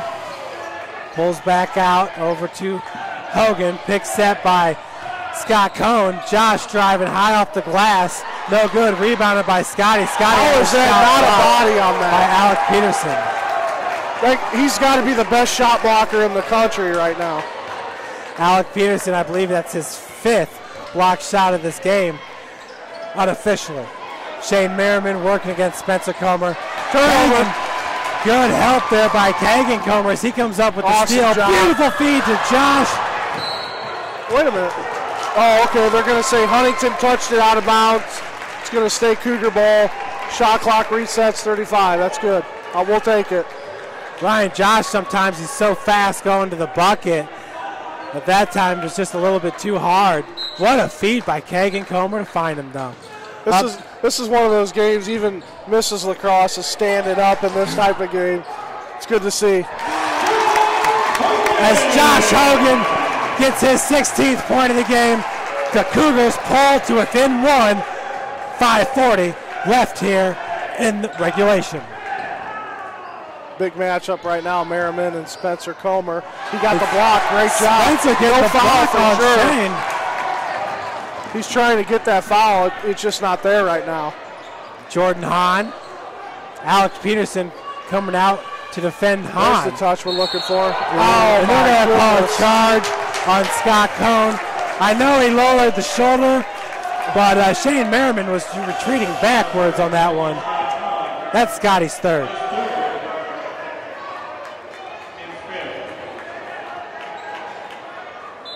Yeah, Scott's not really liking that one as, Shane Merriman was on his heels retreating right there, Ryan. So Heinen over half court, hands it off to Short. Short to Heinen. Number 2 has 8 points in this game. He's been impressive, honestly. And Scotty picks up the loose ball. Great job by Kagan Comer. I think Jordan Hahn may have gotten a hand on that one as well. I love this type of possession game, and it's been really good. Oh, wide open 3 for Hahn. No good. Just misses, rebounded by Short. It was a great look. I wouldn't take that back. It's a 1-point game. Jordan kind of grabbed his head like, my bad, but that was a good look. I take it. Jordan's now 2 of 5 from the field in this game, 0 of 3 from beyond the arc. Oh, big block. That's Spencer's 2nd block on Merriman. He's locking him down right now. So that takes out, Alex Peterson checks out, and here comes Daniel Wool, the 6'6 freshman, back in. Fresh legs. Short with the inbounds pass. 5-second call, no. Goes up top to Alt. Alt nearly had that ball stolen by Kagan Comer. We're really matching up pretty good. Wool for 3. No good. That's a great shot for us, for them to take. So Josh Hogan has an opportunity to give St. Francis Now's the time to back get the ball into 21. Scott Cohn, great matchup down low now. We want to have that. Scott was working against Wool right there, and that's what we have, one-on-one. The lob pass goes down to Scotty. Help defense by Short. Hahn. Oh, what about that's a push on number 55. Absolutely. As Merriman did a good job of anticipating that pass, but once Scotty got into the mix, Merriman used his right hand to push him away. Coach Ty Platt not happy with that call. It's Merriman's first. Any foul at this point on a possession game is tough. Ryan, I didn't even think that was close. I thought that was a foul all the way. I did too. It was a clear out, trying to get the ball, loose ball foul. Spencer Comer checking out, Austin Fox checking in. I'd get him a drink and get him back in the game. Yeah, he's been fantastic. Dynamite defensively. Absolutely. Josh Hogan over to Kagan Comer. Heinen with the D. Merriman D'ing up. There we go, one-on-one. That's what we want. Noel right there in the vicinity looking to trap, and he does. Go up, buddy. Nice feed to Austin Fox. Fox now with his fourth point of the game gives St. Francis the 1-point lead. Haven't had the lead the whole second half. We just finally gained it. Big momentum shift. We talked about it. We were down 11 at one point here. Short down to Merriman. Gets it out to Heinen, over to Short. Short has been called. Oh, turnover. I believe TJ Short, who just ran over Hahn, has missed his last 4 3-point attempts. Everybody's on their seat. Definitely on the edge of it. Toes are curling right now in their shoes. Ryan Huntington shooting 23% from beyond the arc. And that's really what we needed them to do. We talked about it from the beginning of the game. When they shoot, I think it's like 38%, they win by a big margin. When they shoot less than that, it's a wire game. It goes down to possessions. If you look at matchups from the close games, most of the time they lose that. Even if Merriman, which he's right at his number, if it's a close game, Merriman will score 23-24, they might win. Merriman scores more or less, they might lose that game. So I said that from the beginning. He's going to get his points. He's going to get 23, 25 points. We're okay with that. It's everybody else on that list right now. You got Peterson's got 8. TJ Short's got 11. And I think he's got 3 3-pointers in that. Hasn't made one as of late. And really done a good job on Derek Heinen, shutting him down. He's only got 8 points. So, I mean, that's the difference right now. And that's where the momentum shift's going to be. TJ Short, 3 of 8 from beyond the arc with 11 points. He's 4 of 11 from the field. Shane Merriman, 8 of 16 from the field. And a lot of those misses has just come in the last 3-4 possessions where he hasn't made a shot in a while. Ryan, stat of the second half. St. Francis now leads Huntington, out-rebounding them 28-26. There you go. That's a big part of it. I think Huntington had out-rebounded them by about 6 at the half. You're right. So Heinen with the ball for the Foresters. Merriman working against Spencer. No. Hook shot is no good. Rebounded by Spencer Comer. Good help defense there by Scotty, but Spencer really holding his ground against number 55. And really no complaint by Merriman. He's locking them down. Josh Hogan. Kagan Comer working from the corner. Heinen mirroring him. There's a double team. Short with the help D. Trying to trap Scotty, and they do. Every time he touches the ball. 7 on the shot clock. Hogan driving high off the glass. Josh Hogan now with 16 points. Gives St. Francis the 3-point lead, 59-56. 1:45 left to play. St. Francis wins this game. Huntington and St. Francis will be tied for second place in the Crossroads League. Merriman got it. Just over Spencer Comer. That's a tough bucket for him. He's good. He's going to get his buckets, no question. It's a matter of time. He misses 4 in a row. It's a matter of time. Sure is. Merriman now is 9 of 18 from the field. Hogan working against all. Josh has got all off the dribble. Daniel Wool there with the help D. Spencer Comer over to Hahn. We got 8 seconds on the shot clock. We'll see if Josh tries to drive it. No, he pulls up for a 3. Oh! Hogan with the miss. He's now 0 of 4 from beyond the arc. Ryan, usually in that situation, he'll hit 2 of 4, 2 of 5, you know? We're inside a minute, getting down to the 40-second mark. Short still possession game. Back out to Heinen. You have to think if with a miss here or a turnover, Huntington's going to have to foul. Nope, there's the miss. They're going to have to foul at some point here, or this game's over. And they foul Jordan Hahn. They got to. Jordan Hahn, who shoots 80% from the free throw line on the season. He's only hit 12 of 15, but he's a very good free throw shooter. So one more foul puts St. Francis at 1-1. Going to go full court. Merriman's going to stay in the back court. looks like Glenn Marinelli showed up at the right time. Glenn Marini showed up at the right time. 25.8 on the shot. News Channel 15 and News Channel 21 in the house. So that's the team 6. They're going to force them to go to the line, I believe, here. Try to keep. Which is the exact same philosophy they used against Grace this past Saturday.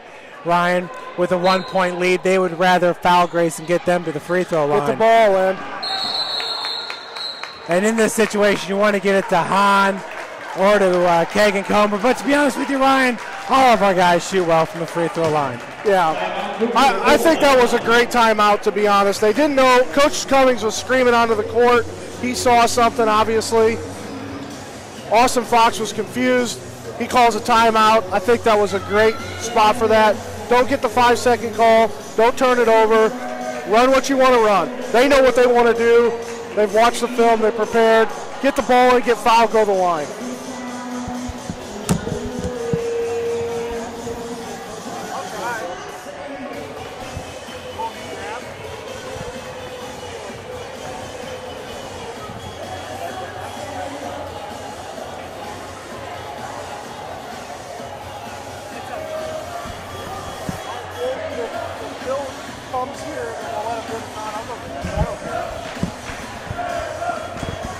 What a second half. This game was tied at 28. Huntington was up by as many as 12.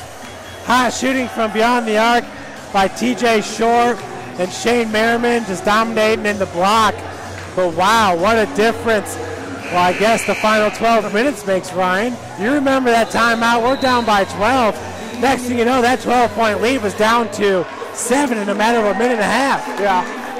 You know, and like we said, I think the shift came in better defense, offensive, defensive rebounding. That was the key in the second half. It wasn't one individual. I mean, Kagan Comer took over a little bit, started working the ball back, but then everybody said, hey, okay, let's go. I got this. And that's when you said no in particular person, but Kagan has had a strong second half, and he's really taking it upon himself. Get the ball in, guys. Get the ball in. Hogan over to Fox, and that's who Huntington wants at the free throw line. No question. Of all of our guys on the floor, but still Austin shoots 70% from the free throw line. 98 of 141. Yeah, we want to have, hopefully, you know, in the 1-and-1 here, if he does miss, hopefully we can grab a rebound here. We don't want Merriman taking the last shot or TJ Short, obviously, getting in a close ball game. Big one there, misses. Off the heel, rebounded by Short. Woo. So 21 seconds. This is a 1-point game. Timeout. And Platt's going to call the timeout. Ryan, this is eerily similar to Indiana Wesleyan. Well, Indiana Wesleyan, yeah. That game ended up going into overtime, but Wesleyan's down by 3. Like 2 seconds on the shot clock, and their guy gets it off to tie it up, and they just dominated the overtime period. But yeah, the Indiana Wesleyan game here, where Wesleyan won it by 1, 81 to 80. You know, if you think about it, St. Francis had a chance to win those 3 games. They win those 3 games? Wow. I know. You're 13-2 in the Crossroads League. Yeah. That's unheard of. Yeah, really. Heck, 10 wins as early as Coach Lacrosse got it this last Tuesday against Spring Arbor. It's like, I don't know if we've ever had, I think he said, I don't know if we've ever had 10 wins in the Crossroads League that early with 3 games left to play. Granted, Mount Vernon joined the league last year? Yeah, last year or the year before. Yeah, I think this is their 3rd year in the league. Okay, I was looking at standings and I didn't see them the last year of the MCC. But you know what? That would make sense because Walsh and Malone were still NAIA schools during QO and senior year. Well, I got to stand up. Yeah, I'm with you, buddy. 17.7 seconds. We're going standing room only, guys. 17 seconds. Here we go. Heinen with the ball. Jordan Hahn with the defense. Heinen, Scotty's there with the whole team. over to, that's Wall. Got it, and it rims in 5.9 seconds. Jordan Hahn over to Spencer Comer. What happened here? Timeout, okay. A good timeout. Holy cannoli. I don't necessarily like Spencer taking that three, especially from the corner. That seems to be his spot on the floor. With that being said, good timeout by Coach Across, maybe a little bit sooner. Yeah, I think as soon as you get across half court, you got to call it. You don't want to go full court with 5.5 because you want to catch Huntington in the moment. You want to be able to push.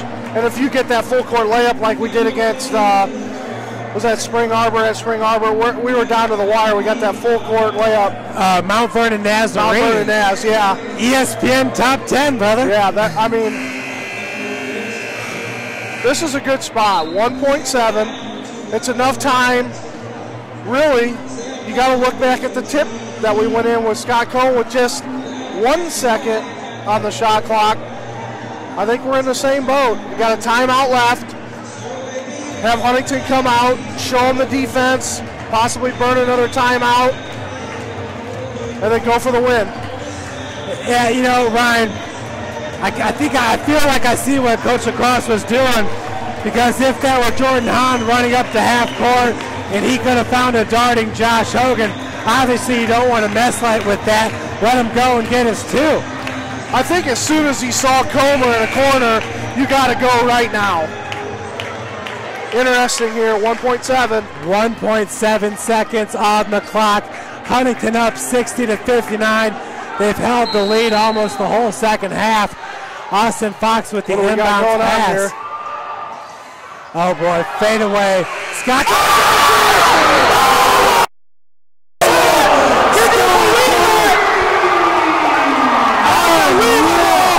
Scotty Cone.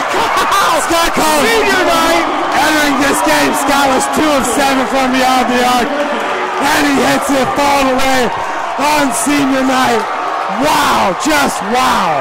Unbelievable. Can you say da-da-da-da-da-da? Absolutely. You got to shoot it in. I think that just saved their trip to go to Branson, Missouri. I'd have to agree with you 100%. That puts St. Francis in a tie with, well, it's going to be a 4-way tie for second place, as you got Marian winning and Bethel. But wow, Scott Cone, you could not have wrapped up a senior campaign any better. Folks, stick around. We are going to have some post-game reactions for you. Just unbelievable. Scotty Cone, 3 of 8 now from beyond the arc on the season. Woo! St. Francis pulls off just, it was a great game all the way throughout. Unreal. Bill Scott's down on the floor.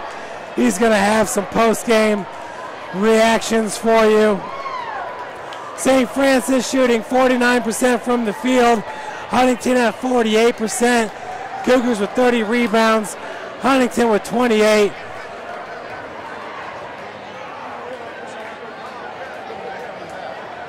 Coach put some of the bench players in, just give us a spark. You can hear Scott Cohn down there. Shane played a great game. Hats off to him, hats off to Huntington. We really shut down Shane in the second half. There for a little stretch. We're rebounding. Bench did great. Everybody did great. I happened to just hit a lucky shot. Thank you. Scott, can you do with our website?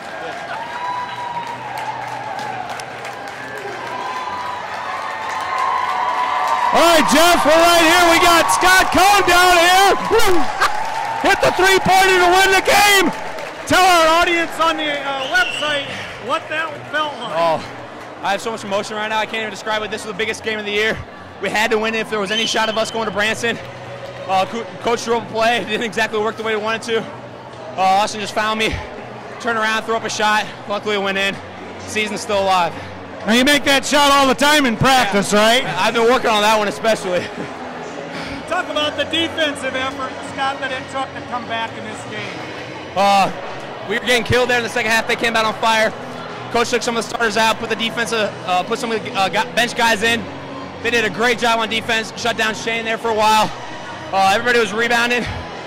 Oh, it's a great team win. I can't even describe the feeling right now. I thought you guys played like your hair was on fire when you got down, 13 or so? Yeah, I mean, the bench sparked us. Came back, got stops. Kagan took over.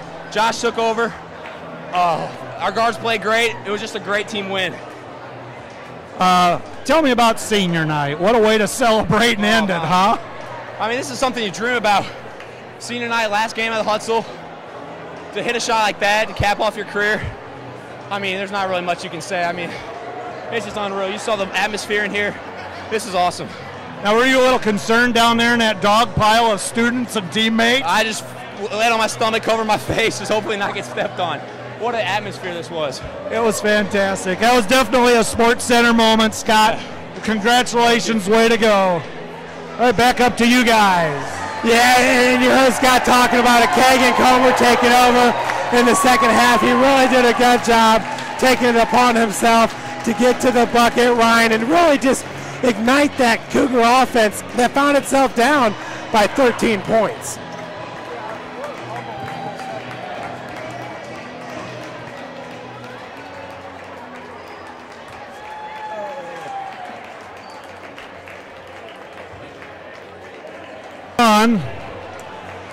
We've got Kagan Comer. I thought he had a great second half for us, helped us spark that comeback offensively. First of all, tell me about what your mentality was after that timeout and we come back. It was just get to the rim no matter what. I mean, that's all the coach has been telling me to do. He's been on me all game telling me to get to the rim, and I had to do it. So I thought you played with a greater, not only you, but the whole team played with a greater sense of urgency when you had to. Yeah, I mean, we weren't going to lose to these guys 2 times, and everyone just had that sense of urgency to get to the rim, and like we weren't being selfish, we were just giving the ball up, and it was definitely an all-around team win. Your thoughts, where were you when Scott hit that shot? I was on the block just watching it. That's all I was doing, watching that drop right in. Your heart jump out of your mouth. Yeah, it was crazy. I tried chasing him. He's running all around the gym. No one could catch up to him. Well, the students, the hooligans finally got him, didn't they? They finally got to him, and it was just a great win. No doubt about it. Congratulations, Kagan. Thanks a lot, and we got some more of those ahead of us, I hope. Thank you. Thank you, Kagan. Kagan Comer on that, and give it back to you, Jeff. Thank you. Once again, that is Sports Information Director Bill Scott bringing you some post-game interviews. And Ryan, like we were saying, Kagan took it over in the second half. You heard Scott talking about Josh Hogan doing his part as well. But all game, you and I were saying, Spencer Comer, the defense he played on Shane Merriman. Merriman was going to get his points, but Spencer was able to slow him up just enough. You know, I talked to Coach Cummings this week. They had a game plan and was looking at Merriman a little bit. How can we not worry about him? And like we talked about at the end of the game, he scored 23, he got his points, and they came out on a 2-point loss, and that's happened in their close games, I think 3 or 4 times where he scored 23, but they lost at the end of the game. And you know, really on a shot like that, it's a heartbreaker for Huntington. They played hard, they're a good team. I don't think they'll be punished in the top 25 by this loss, being on the road. It might solidify that we get 4 teams go to Branson, though. And I think you just nailed it right on the head right there, Ryan. All season long, 4 teams, at least 4 teams in the Crossroads, from the Crossroads League in the top 25. And if you'll remember, to start the season, St. Francis was not one of those teams. No. As a matter of fact, the Cougars were picked to finish 6th in the conference. Huntington was picked to finish 5th. So both of these teams, just an outstanding job, but I'd have to agree with you. I think that right there just solidified it. I see Huntington going. I see Bethel going. Indiana Wesleyan and St. Francis. Marian, we'll see if they can pull off the upset against Indiana Wesleyan on Saturday. Then, yeah, maybe. It doesn't matter because I think Wesleyan clinches with this win tonight, right? Yeah, they do. So it's irrelevant what happens. You know, yeah. Wesleyan can breathe now. knowing that just happened. So they clinched the CL right there in the #1 seed. With a win for us on Saturday, I think there's an opportunity that we get the second place and get the host. So win out. I don't know if it'll be alone, but it'll be pretty close. And of course, you know, St. Francis split with Indiana Wesleyan this year. They won on our floor, and we handled them pretty good at their place. Ryan, you know, this is my 3rd year with the team, and you've been here for a while. We'll just say that. You're a graduate of St. Francis. How many experiences like this have you been a part of? You know, it's unreal. There's been a few, but, you know, I mean, heck, you know, things like that happen. I've seen a few in this gym before, and, I mean, every time you see that, it's unbelievable. It's electric. This place went absolutely berserk. That's small-time NAIA college basketball at the greatest. There's no doubt. Right there. Right there, that was just unbelievable. And a big shout-out to all the Huntington fans that made the drive to come watch this game. I mean, on our side where the camera is, this place is packed. Oh, yeah. Absolutely full. And we had a nice-looking crowd on the opposite side of the gym. This will probably go down as one of the greatest games I've been a part of. I was not at Mount Vernon earlier this year for the full court pass, the buzzer beater Sovine to Austin Fox. But Ryan, just the magnitude of this game, this was a must-win. No question, and who better to give the ball to at that point? I mean, like you said, he's going to go out remembering that the last regular season game he played, he hit a shot in the corner to beat Huntington that could potentially take them to a national tournament and to maybe a national championship. Well, Ryan, I said this game right here might decide who the Crossroads League Player of the Year is, and if that's the case, Scott Cohn. What a great way to finish up a career, but we will see. Very excited for the Crossroads League teams to come out and be announced. Always an exciting time. Ryan, any last thoughts? One more game. Got to get it done. That's right. Cougars will be on the road this Saturday against Goshen. Folks, Lady Cougars are on the road tomorrow to take on Huntington. Another battle between two top 25 teams. St. Francis looking to remain perfect on the season. And you can watch the Lady Cougars in action this Saturday. The final regular season game of the year, Senior Day. Janelle Wilson, Kayla Bear, Jessica Harrison, some great seniors on that team. So you'll want to tune in this Saturday. On behalf of Ryan Boland, I'm Jeff Mahoney, Nick Cooper on the camera. Thanks for tuning in, folks, and have a great night. Hey, man, thanks for coming up, Ryan. That was a lot of fun. Good job. CRB, I'll see you tomorrow.